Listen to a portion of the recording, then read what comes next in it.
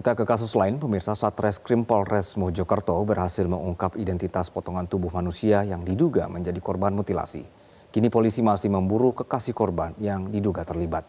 Hasil penyelidikan mengungkapkan korban berinisial TAS berusia 25 tahun adalah warga Kabupaten Lamongan. Identitasnya telah dikonfirmasi kepada pihak keluarga dan pengungkapan ini berhasil berkat anjing pelacak unit Satwa Polda Jawa Timur yang menemukan telapak tangan korban di tempat kejadian. Kasat Reskrim Polres Mojokerto AKP Fauzi Pratama menjelaskan korban tinggal bersama kekasihnya di sebuah kos di Kecamatan Lakar Santri, Kota Surabaya. Usai mengantongi identitas korban, polisi kini masih memburu sang kekasih yang diduga kuat terlibat dalam kasus mutilasi ini.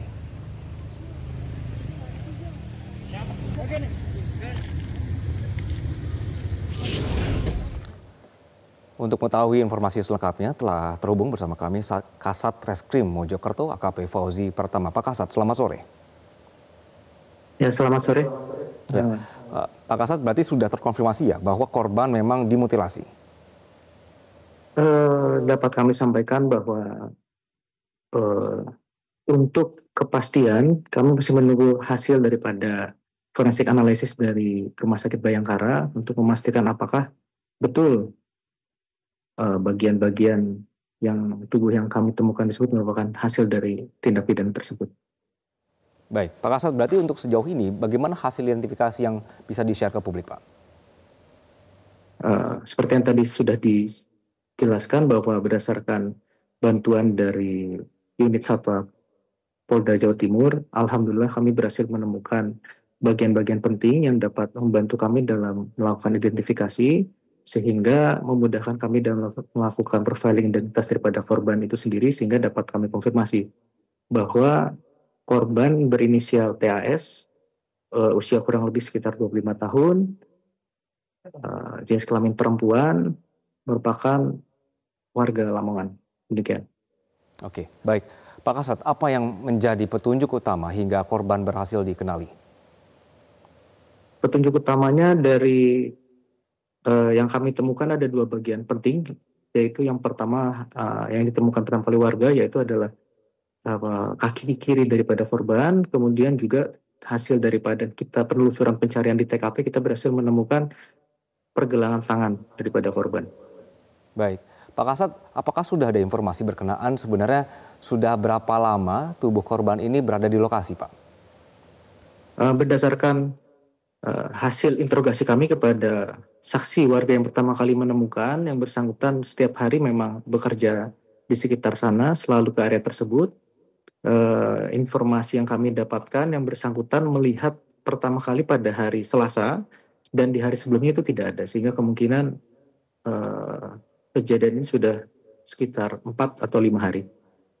Baik, Pak Kasat, di lokasi mana saja ini anjing pelacak kemudian berhasil menemukan bagian tubuh korban? Apakah satu tempat atau menyebar, Pak? Kondisi TKP cukup berbeda dengan TKP-TKP yang lainnya karena bagian-bagian ini terpisah.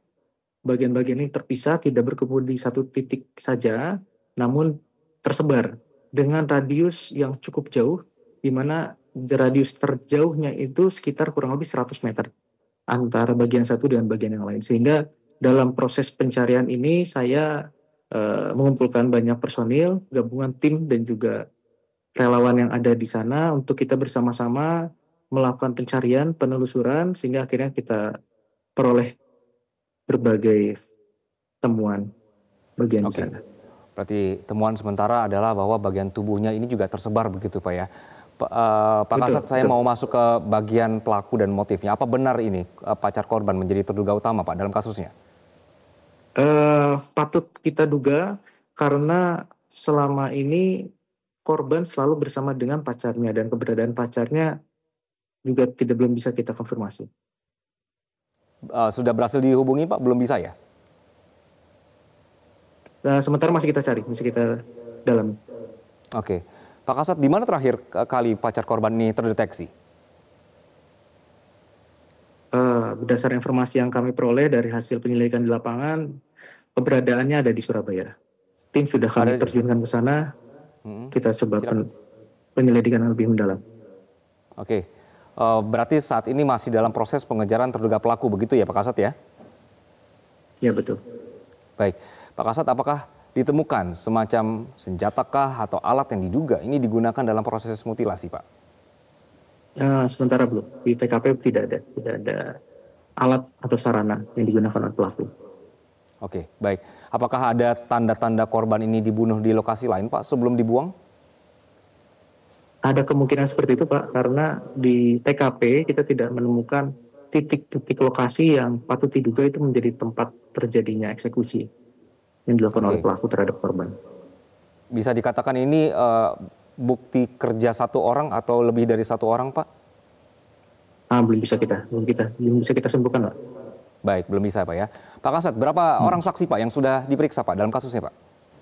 Ada cukup banyak saksi yang sudah kita periksa, baik itu dari saksi yang menemukan, saksi warga sekitar, dan juga saksi daripada keluarga korban.